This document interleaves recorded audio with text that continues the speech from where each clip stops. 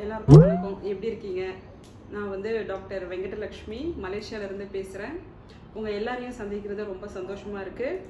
உங்கள் அனைவருக்கும் என்னுடைய இனிய பொங்கல் நல் வாழ்த்துக்கள். அதுவும் இன்றைக்கி நம்ம மாட்டுப்பொங்கலை கொண்டாடிட்டு இருக்கோம். எஸ்பெஷலி உழவர் பெருமக்களுக்கு என்னுடைய மனமார்ந்த மாட்டுப்பொங்கல் வாழ்த்துக்கள். நான் மலேசியாவுக்கு 2011 வந்தேங்க. நான் படித்தது எல்லாமே இந்தியாவில் தான். பிஃபார்ம், எம்ஃபார்ம், பிஹெச்டி எல்லாமே இந்தியாவில் முடிச்சுட்டு எனக்கு மலேசியாவில் ஆப்பர்ச்சுனிட்டி கிடச்சிது. ஸோ 2011 நான் மலேசியா வந்தேங்க. வந்துட்டு இங்கே நான் வேரியஸ் யூனிவர்சிட்டியில் லெக்சரராகவும் சீனியர் லெக்சரராகவும் ஃபார்மசி யூனிவர்சிட்டியில் ஒர்க் பண்ணிவிட்டு சரி இப்போ ஒரு புதிய முயற்சி, ஏன் நம்ம வெளிநாட்டுக்கு இங்கேருந்து வேறு கண்ட்ரிக்கு மூவ் ஆகக்கூடாதுன்ட்டு ஒரு சின்ன முயற்சி தான். அதனுடைய முயற்சியினுடைய பலனாக நாங்கள் என்ன ஒரு முடிவு எடுத்தோம்னா, நம்ம ஏன் ஆஸ்திரேலியாவில் போய் ஃபார்மசிஸ்ட் வேலை பார்க்கக்கூடாது அப்படின்னு ஒரு முடிவு எடுத்தோம். அதுக்கு காரணம் என்ன அப்படின்னு பார்த்தீங்கன்னா, அங்குள்ள லைஃப் ஸ்டைல், அது இல்லாமல் சேலரி நம்ம இந்தியாவையும் மலேசியாவையும் கம்பேர் பண்ணும்போது கொஞ்சம் நல்லா இருக்கும். ரெண்டாவது நம்மளுடைய ஃப்யூச்சர் ஜெனரேஷன், நம்ம குழந்தைங்க படிக்கிறதுக்கும் கொஞ்சம் அங்கே நல்ல ஒரு ஃபெசிலிட்டிஸும் சரி, அது இன்டர்நேஷ்னல் எக்ஸ்போஜரும் இருக்குன்றதுக்காக நம்ம ஆஸ்திரேலியாவுக்கு போகலான்னு முடிவெடுத்தோம். ஸோ நம்ம அதுக்கு முதல் ஸ்டெப்பாக நம்ம என்ன பண்ணணும் அப்படின்னா, ஆஸ்திரேலியா போகலாம். ஆனால் அதுக்கு முன்னாடி நாம் இந்தியாவில் படித்த நம்மளுடைய குவாலிஃபிகேஷன் ஆஸ்திரேலியன் ஃபார்மசி கவுன்சிலுடைய குவாலிஃபிகேஷனுக்கு ஈக்குவலாக இருக்கா இல்லையான்னு அவங்க முதல்ல பார்க்குறாங்க. அதுக்கு நம்ம என்ன பண்ணணும் அப்படின்னு பார்த்தீங்கன்னா, முதல்ல ஒரு ஆக்சுவலி நம்ம அங்கே போய் ஒர்க் பண்ணணும்னா கேப்ஸ் எக்ஸாம்னு ஒரு எக்ஸாம் எழுதணும். அதாவது knowledge assessment of pharmaceutical sciences. இதுதான் இந்த எக்ஸாம். நீங்கள் அங்கே போய் இந்த எக்ஸாம் எழுதணும்னா அதுக்கு முன்னாடி அவங்க என்ன வெரிஃபை பண்ணுறாங்கன்னா, உங்களுடைய குவாலிஃபிகேஷனும் நம்மளுடைய குவாலிஃபிகேஷன் அவங்களுக்கு ஈக்குவலண்ட்டாக இருக்கும். அதுக்கு தான் இந்த எலிஜிபிலிட்டி எக்ஸாம், கேப்ஸ் எக்ஸாம். சரி, ஓகே, நம்ம ஏன் கேப்ஸ் எக்ஸாம் எழுதக்கூடாது அப்படின்னு சொல்லிட்டு நானும் என்னுடைய கணவரும் ரொம்ப மிக அதிவேக முயற்சியோடு ஈடுபட்டோம். அப்போ தான் எங்களுக்கு தெரிய வந்தது, நீங்கள் கேப்ஸ் எக்ஸாம் எழுதுறதுக்கே ப்ரைமரி ஸ்டெப்பாக நீங்கள் என்ன பண்ணணும்னா ஸ்கில் அசஸ்மெண்ட் அப்படின்னு சொல்லிட்டு நீங்கள் ஆஸ்திரேலியன் ஃபார்மசி கவுன்சில்கிட்ட வாங்கணுங்க. உங்களுக்கு இந்த டீட்டெயில் கம்ப்ளீட்டாக தெரியணும்னா நீங்கள் என்ன பண்ணுறீங்க, கூகுளில் போயிட்டு ஆஸ்திரேலியன் ஃபார்மசி கவுன்சில் அடிங்க. உங்களுக்கு எடுத்தோடனே அந்த வெப்சைட் வரும். நீங்கள் அதை என்ன பண்ணுங்கள், அந்த வெப்சைட்டுக்குள்ளே போனீங்கன்னா கேப்ஸ் எக்ஸாம் அப்படி இருக்கும். அதை கிளிக் பண்ணிங்கன்னா கேப்ஸ் கைடன்ஸ்னு வருங்க. அதை கிளிக் பண்ணிங்கன்னா எடுத்த உடனே அவங்க ஸ்டெப் பை ஸ்டெப் ப்ரொசீஜர் கொடுத்துருப்பாங்க. அதில் ப்ரைமரி ஸ்டெப் நீங்கள் பண்ண வேண்டியது getting the skill assessment from Australian pharmacy council. சரி, ஓகே, இது தெரிஞ்சது. சரி, அப்போ நம்ம எப்படிங்க இதை வாங்குறது, என்னங்க இதுக்கு ப்ரொசீஜர், என்னென்ன டாக்குமெண்ட்ஸ் எல்லாம் தேவைப்படுது அப்படின்னு நாங்கள் விசாரிக்கும் போது எங்களுக்கு தெரிய வந்தது என்னென்னா, நாங்கள் படித்தது தமிழ்நாட்டில். ஸோ நாங்கள் registered pharmacist, life member registered ஃபார்மசிஸ்ட்டாக தமிழ்நாடு ஃபார்மசி கவுன்சிலில் ரெஜிஸ்டர் பண்ணியிருக்கோம். ஸோ அவங்கக்கிட்ட இருந்து நம்ம ஒரு லெட்டர் வாங்கணும். என்ன லெட்டர் அப்படின்னு பார்த்தீங்கன்னா, இனிஷியல் எக்ஸ்பேன்ஷன் அப்படின்னு சொல்லுவாங்க. எதுக்கு இந்த லெட்டர் அப்படின்னு பார்த்தீங்கன்னா, என்னுடைய எஜுகேஷ்னல் டாக்குமெண்ட்ஸ், என்னுடைய 10th இருக்கட்டும், +2 இருக்கட்டும், UG degree, PG degree, PhD எல்லாத்துலேயும் பார்த்தீங்கன்னா எப்படி இருக்குன்னா, என்னுடைய பேர் ஆர் வெங்கடலக்ஷ்மி அப்படின்னு இருக்கும். ஆனால் என்னுடைய பாஸ்போர்ட்டில் பார்த்தீங்கன்னா சர்நேம் ரங்கநாதன் இருக்கும். அது ஆறுன்றது எதுவும் இல்லைங்க, என்னுடைய அப்பா பேர் ரங்கநாதன். ஸோ வெங்கடலக்ஷ்மி ரங்கநாதன் அப்படின்னு இருக்கும். ஸோ நம்ம எந்த இன்டர்நேஷ்னலுக்கு நம்ம போனாலும் நம்மளுடைய மிக முக்கியமான ஒரு ஐடென்டிட்டி ப்ரூஃப் தான் பாஸ்போர்ட் காப்பி. உங்கள் எல்லாருக்கும் அது நல்லா தெரியும். நீங்கள் பாஸ்போர்ட் இல்லைன்னா நீங்கள் எங்கேயுமே போக முடியாது. உங்களுக்கு தெரியும், வெளிநாடு கண்டிப்பாக போக முடியாது. ஈவன் நீங்கள் அது டூரிசமாக இருந்தாலும் சரி, படிக்கிற விசாவாக இருந்தாலும், ஸ்டூடெண்ட் விசாவாக இருந்தாலும் சரி, எம்ப்ளாய்மெண்ட் விசாவாக இருந்தாலும் சரி, without passport you cannot enter any கண்ட்ரிஸ்ன்றது உங்களுக்கு தெரியும். ஆனால் அதான் இப்போ ஆஸ்திரேலியன் ஃபார்மசி கவுன்சில் அவங்க என்ன பண்ணுறாங்கன்னா, உங்களுடைய எஜுகேஷனல் டாக்குமெண்ட்டில் இருக்கக்கூடிய பேர் ஆர் வெங்கடலக்ஷ்மின்னு இருக்குது. ஆனால் பாஸ்போர்ட்டில் இருக்கக்கூடிய பேர் வெங்கடலக்ஷ்மி ரங்கநாதன் இருக்குன்ட்டு. ஸோ அந்த ஆர் வெங்கடலக்ஷ்மியும் இந்த வெங்கடலக்ஷ்மி ரங்கநாதனும் ரெண்டும் ஒன்று தானா அப்படின்றது தான் அவங்களுக்கு அது தெரியும். ஸோ அதுக்காக நாங்கள் என்ன பண்ணோம் அப்படின்னா, அவங்க எது எதிர்பார்க்குறாங்கன்னா, நாம் எங்கே ரெஜிஸ்டர் பண்ணியிருக்கோமோ நம்மளுடைய ஃபார்மசிஸ்ட்டு லைஃப் மெம்பர்ஷிப்பை அவங்கக்கிட்டேருந்து ஒரு லெட்டர் வாங்கணும். அதுதான் தமிழ்நாடு ஃபார்மசி கவுன்சில். ஸோ நாங்கள் என்ன பண்ணோம், அவங்களுக்கு ஒரு இமெயில் போட்டோம். என்ன இமெயில், என்னுடைய பாஸ்போர்ட்டுடைய front page, back pages, nothing but it is a biometric பேஜஸ்ன்னு சொல்லுவாங்க. அப்புறம் என்னுடைய டிகிரி சர்டிஃபிகேட், நான் எங்கே என்னுடைய பிஃபார்ம் படித்தனோ அங்கேருந்து இந்த டிகிரி சர்டிஃபிகேட்டு, அப்புறம் ரெஜிஸ்டர்ட் ஃபார்மசி சர்டிஃபிகேட்டுங்க. ரெஜிஸ்டர்ட் ஃபார்மசி சர்டிஃபிகேட் ஏற்கனவே நம்ம படித்த உடனே ஒரு ரெஜிஸ்டர்ட் ஃபார்மசி சர்டிஃபிகேட் வச்சுருப்போம். அது வந்து ஒரு எக்ஸ்பைரி கொடுத்துருப்பாங்க, 5, 6 இயர் 10 இயர்ஸ் எக்ஸ்பைரி இருக்கும். அதுக்கப்புறம் மறுபடியும் நான் ரெனிவல் பண்ணி இன்னொரு ஃபார்மசி சர்டிஃபிகேட் வச்சுருந்தேன்.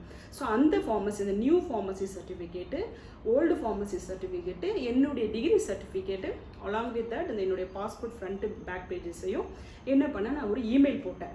யாருக்கு? தமிழ்நாடு ஃபார்மசி கவுன்சிலுக்கு ஒரு இமெயில் போட்டேன். அந்த இமெயில் வந்து enquiry@tnpsc.ac.in. இதுக்கு வந்து நான் ஒரு இமெயில் போட்டேங்க. நான் 21 நவம்பரில் வந்து இமெயில் போட்டேன். 29ஆம் தேதி எனக்கு வந்து அந்த இனிஷியல் எக்ஸ்பான்ஷன் லெட்டர் வந்து கிடச்சிருச்சு. இதுதான் உங்களுக்கு அந்த லெட்டரு. நான் பர்சனல் ரீசனுக்காக என்னுடைய பேரையும் என்னுடைய பாஸ்போர்ட் நம்பரையும் இதில் ஸ்ட்ரைக் அவுட் பண்ணியிருக்கேன். திஸ் இஸ் த ப்ரூஃப், நீங்கள் பார்க்கலாம். இந்த மாதிரி ரொம்ப குயிக்காக வந்து எனக்கு ரெஸ்பாண்ட் பண்ணிட்டாங்க. இது ஒரு வித்தின் 21 to 29 ஹார்ட்லி 9 டேஸுங்க. 9th டே எனக்கு கையில் வந்து கிடச்சிருச்சு. மேக்ஸிமம் அவங்க 2 வீக்ஸ் தான் எடுத்துக்கிறாங்க. எந்த ஃபீயும் நாங்கள் பே பண்ண கிடையாது. ஒரு ரிக்வெஸ்டேஷன் ஒரு இமெயிலில் வந்து இந்த மாதிரி we are sitting for CAPS exam to practice in Australia. For that we need initial expansion letter from Tamilnadu Pharmacy Council. ஒரு இமெயில் ரிக்வெஸ்டேஷன் இமெயில் போட்டோம். It's very happy to share with you all. Within a week we got this letter. Almost 9 days, as I told you earlier. 9 daysல வந்து இது எங்களுக்கு கிடைச்சிருச்சு. So okay, அப்பாடா, Tamil Nadu pharmacy council வந்து நமக்கு letter கிடச்சிருச்சு அப்படின்ட்டு. அதுக்கப்புறம் என்னுடைய ஃப்ரெண்டு ஒருத்தர், அவங்களும் கேப்ஸ் எக்ஸாம் எழுதணும்னு ஆசைப்பட்டாங்க. அவங்க அப்ளை பண்ணும்போது அவங்களுக்கு என்ன சொல்லிட்டாங்க, தமிழ்நாடு ஃபார்மசி கவுன்சிலேருந்து நீங்கள் 2000 ரூபாய் பணம் வந்து ஃபீயாக பே பண்ணணும்னு சொல்லிட்டாங்க. மேபி எங்களுடைய லக்கா என்னவோ தெரியல, நாங்கள் அப்ளை பண்ணும்போது அந்த காசு எங்ககிட்ட கேட்கல. பட் எங்களுக்கு அப்புறம் ஒரு 10 டேஸ் கழித்து அவங்க அப்ளை பண்ணாங்க. பட் அதுக்கப்புறம் மேபி அவங்க ஏதாவது சேஞ்சஸ் நடந்திருக்கலாம். அப்புறம் 2000 ரூபாய் பணம் கட்டினோடனே அவங்களுக்கும், அவங்க அந்த ப்ராசஸில் இருக்காங்க, கூடி சீக்கிரம் அவங்களுக்கும் கிடைச்சிருங்க. So it's very easy. Okay, இந்த லெட்டர் வாங்கியாச்சு, பார்த்துக்கோங்க. இதுதான் லெட்டர். உங்கள் எல்லாருக்கும் நீங்களும் அந்த மாதிரி தான் லெட்டர் வாங்குவீங்க. கேப்ஸ் எக்ஸாம் எழுதுனா அதுக்கு முன்னாடி இந்த மாதிரி லெட்டர் ஒன்று வாங்கி வச்சுக்கோங்க. அதுக்கு அடுத்து நாங்கள் என்ன பண்ணோம், ஓகே இந்த லெட்டர் வந்துருச்சு, அப்புறம் எல்லாம் ரெடி டாக்குமெண்ட்ஸ், நம்ம ஸ்கில் அசஸ்மெண்ட்டுக்கு நமக்கு தேவையானது நம்மளுடைய educational certificate, UG, PG, PhD, அப்புறம் ரெஜிஸ்டர் ஃபார்மசி சர்டிஃபிகேட்டு, அப்புறம் இனிஷியல் எக்ஸ்பான்ஷன் எல்லாம் வாங்கியாச்சு தமிழ்நாடு ஃபார்மசி கவுன்சிலேருந்து.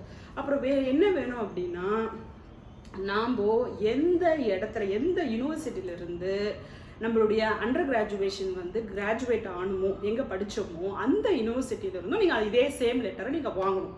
ஏன்னா இது ஒன்லி ஃபார் ஃபார்மசிஸ்ட்டுக்கு ரெஜிஸ்ட்ரேஷன், அவங்கக்கிட்ட அந்த பாடி கிட்ட இதை வாங்குகிறோம்.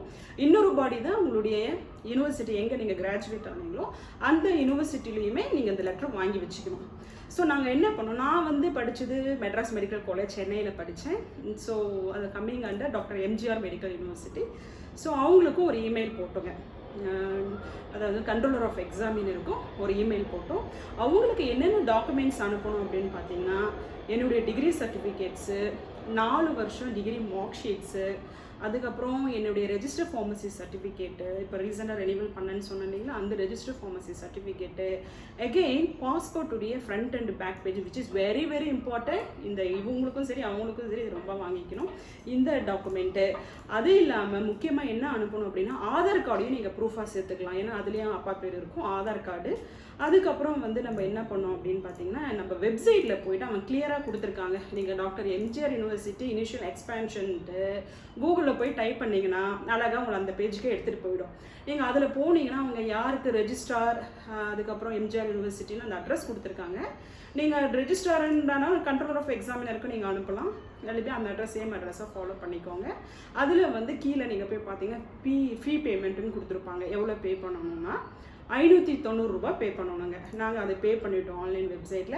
அதை பற்றி டீட்டெயிலான எக்ஸ்ப்ளனேஷன், எப்படி போகணும், எந்த வெப்சைட்டு கரெக்டான வெப்சைட்டை, எந்த இடத்துல போய் நம்ம பே பண்ணணும், எப்படி பே பண்ணணுன்ற டீட்டெயிலை அடுத்த வீடியோவில் உங்களுக்கு கிளியராக நான் எக்ஸ்பிளைன் பண்ணுறேன்.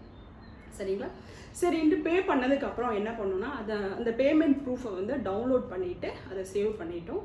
ஸோ இந்த எல்லா டாக்குமெண்ட்டையும், degree certificate, register pharmacy certificate, பாஸ்போர்ட்டுடைய ஃப்ரண்ட் அண்ட் பேக் பேஜஸ், அந்த பேமெண்ட் ஸ்லிப், அது receipt, along with that Aadhaar card, register pharmacy certificate, இது எல்லாத்தையும் என்னென்ன டாக்குமெண்ட் ரிலேட்டடாக இருக்கோ எல்லாத்தையும் அட்டாச் பண்ணி அவங்களுக்கு ஒரு இமெயில் அனுப்பிட்டோம்.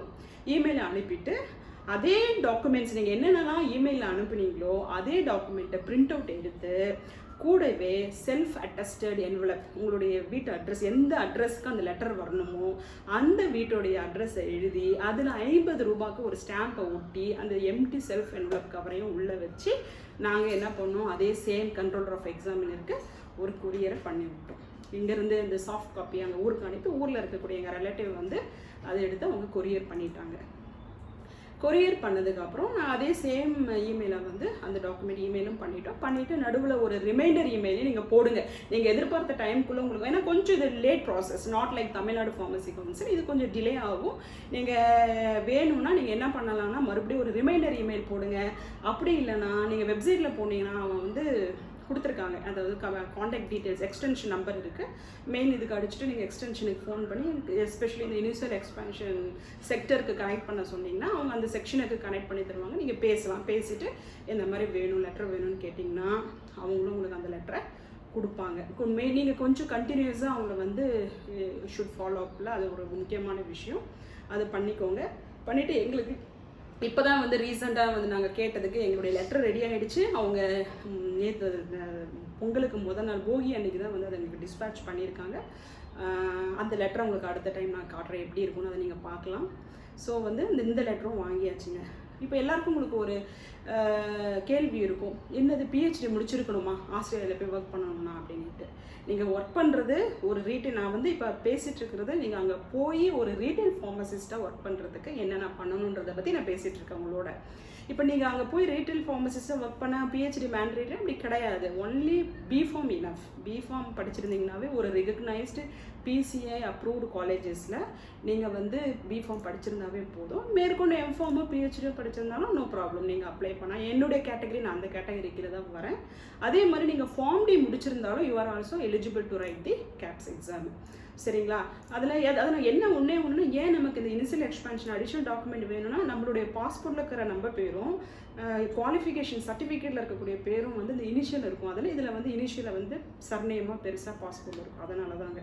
ஸோ இந்த 2 டாக்குமெண்ட்டையும் நீங்கள் வாங்கினதுக்கப்புறம் நீங்கள் என்ன பண்ணணும், again ABC Australian pharmacy council type பண்ணிங்கன்னா அந்த வெப்சைட்டுக்குள்ளே உங்களை எடுத்துகிட்டு போகும். அங்கே வந்து நீங்கள் ரெஜிஸ்டர் பண்ணணும், உங்களுடைய அக்கௌண்ட்டை க்ரியேட் பண்ணிவிட்டு அதில் ஸ்டெப் பை ஸ்டெப்பாக உங்களுடைய டீட்டெயில்ஸு, உங்கள் குவாலிஃபிகேஷன்ஸு, அதுக்கப்புறம் உங்களுடைய மார்க் ஷீட்ஸு, நீங்கள் வாங்கின இந்த initial expansion letters, additionally passport copy, இது எல்லாமே நீங்கள் அதில் அப்லோட் பண்ணலாம். பண்ணதுக்கப்புறம் வித்தின் 8 வீக்ஸ்ன்னு அவங்க போட்டிருக்காங்க. சம்டைம்ஸ் பிஃபோர் 8 வீக்ஸ் முன்னாடி சில பேருக்கு கிடச்சிருக்கு, எங்களுக்கு தெரிஞ்ச ஃப்ரெண்ட்ஸ் சர்க்கிளில்.